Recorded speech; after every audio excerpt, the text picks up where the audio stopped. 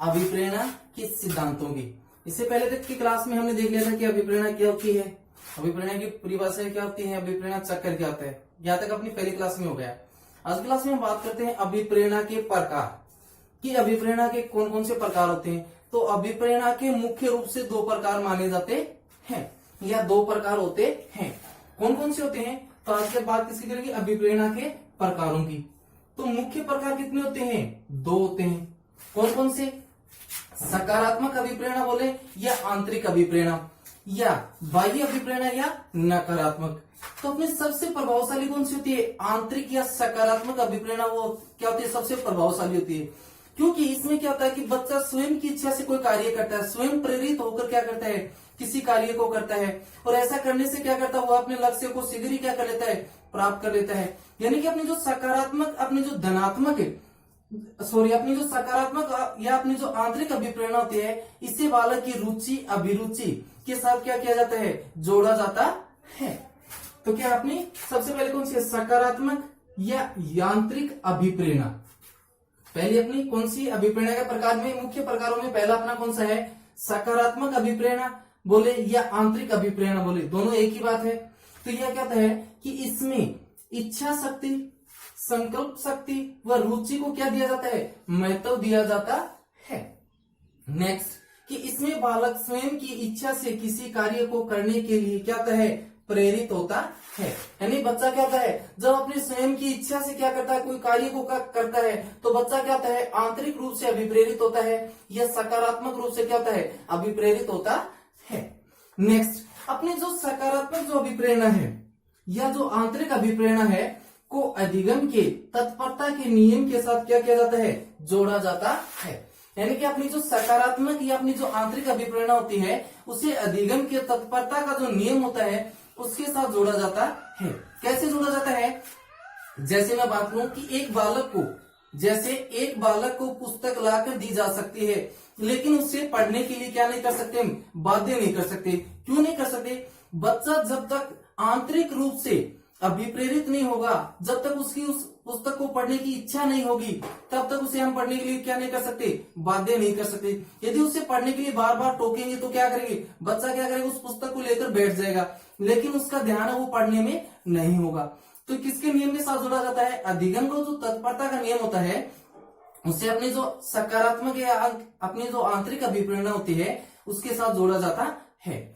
जैसे मैंने लिखा है कि बालक को पुस्तक लाकर दी जा सकती है, लेकिन उसे पढ़ने के लिए क्या नहीं कर सकते? हम बाध्य नहीं कर सकते हैं। जब तक बच्चा आंतरिक रूप से अभिप्रेरित नहीं होगा, तब तक उस पुस्तक को नहीं पढ़ेगा। नेक्स्ट जैसे मैं बात करूं कि घोड़े को तालाब तक ले जाया जा सकता है। क्या कर सकते हैं? कि घोड़े को तालाब तक ले जा सकते हैं, लेकिन उसे क्या नहीं कर सकते? हम पानी पीने के लिए बाध्य नहीं कर सकते। क्यों?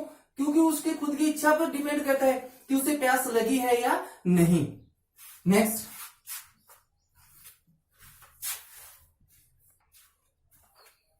हम बात करते हैं अपने नेक्स्ट प्रकार कौन सा? अपना नकारात्मक बोले या बाह्य अभिप्रेरणा। पहला हमने कौन सा देखा? सकारात्मक या आंतरिक अभिप्रेरणा, जो कि क्या होती है? अधिगम के लिए सबसे प्रभावी या सबसे अच्छी होती है। नेक्स्ट अपना कौन सा आता है? नकारात्मक या बाह्य अभिप्रेरणा। तो इसमें क्या होता है कि इसमें इच्छा शक्ति और संकल्प शक्ति व रुचि को क्या नहीं दिया जाता है? महत्व नहीं दिया जाता है। नेक्स्ट इसमें बालक स्वयं की इच्छा से किसी कार्य को करने के लिए प्रेरित नहीं होता है। यानी कि अपनी जो नकारात्मक अभिप्रेरणा है, जो अपनी बाह्य अभिप्रेरणा है, इसके अंदर बच्चा अपनी स्वयं की इच्छा से किसी कार्य को करने के लिए प्रेरित नहीं होता, बल्कि किसी के दबाव में, अपने माता पिता हो सकते हैं, अध्यापक हो सकता है, या अन्य किसी के दबाव में आकर क्या करता है? किसी कार्य को करना शुरू करता है।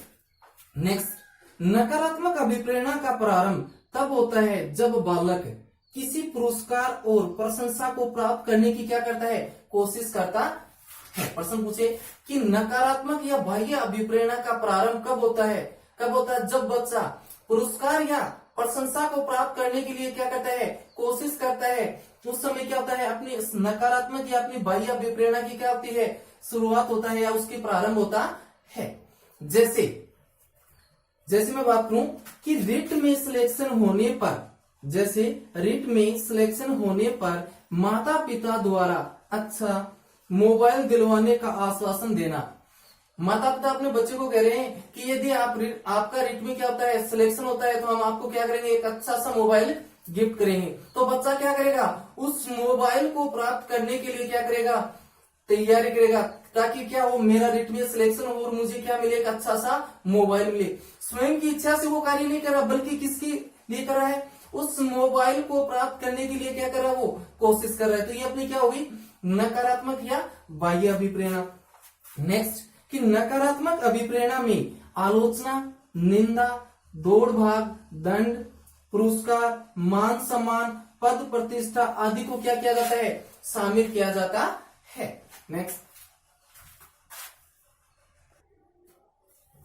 नेक्स्ट अपनी जो अभिप्रेरणा की जो मुख्य प्रकार थे वो हमने देख लिए दो, सकारात्मक और नकारात्मक। अब कुछ मनोवैज्ञानिकों ने अभिप्रेरणा के कुछ अन्य प्रकार बताए हैं, वो कौन कौन से हैं उनको देख लेते हैं।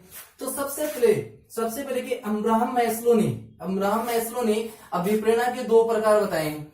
कौन कौन से, कि अभिप्रेरणा एक तो क्या होती है, अर्जित होती है, और एक अभिप्रेरणा इसने क्या बताई है, जन्मजात बताई है।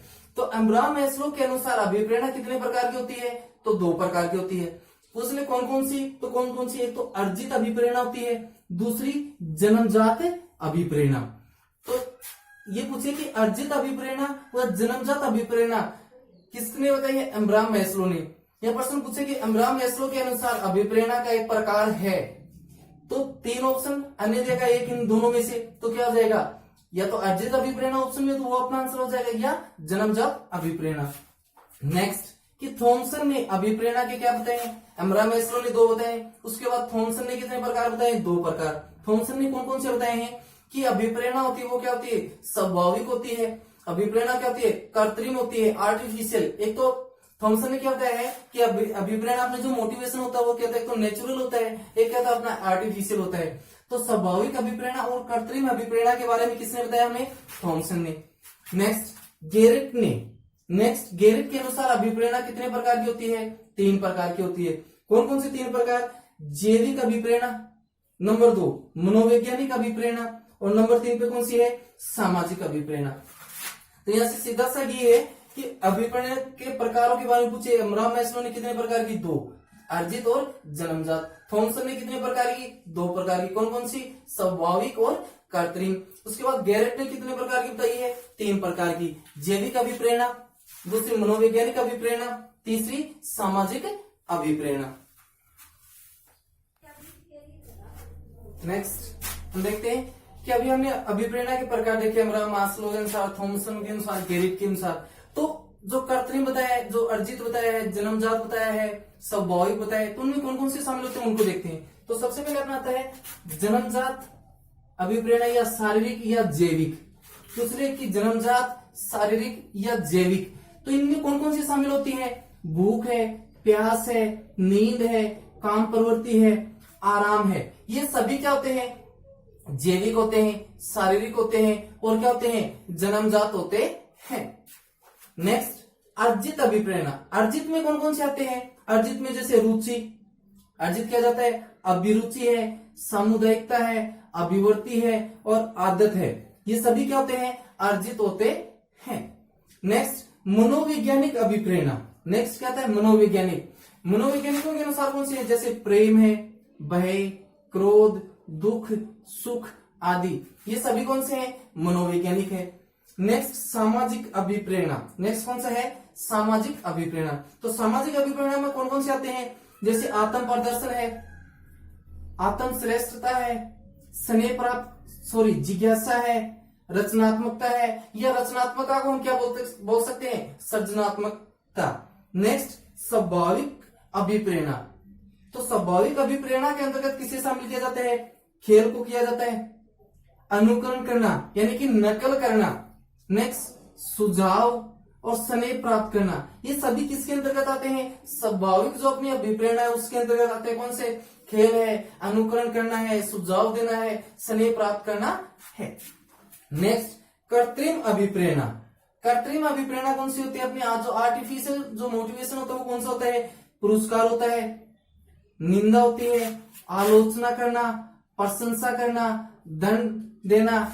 या व्यक्तिक या जो सामूहिक कार्य होते हैं उनको क्या किया जाता है, उनको कृत्रिम अभिप्रेरणा के अंतर्गत शामिल किया जाता है।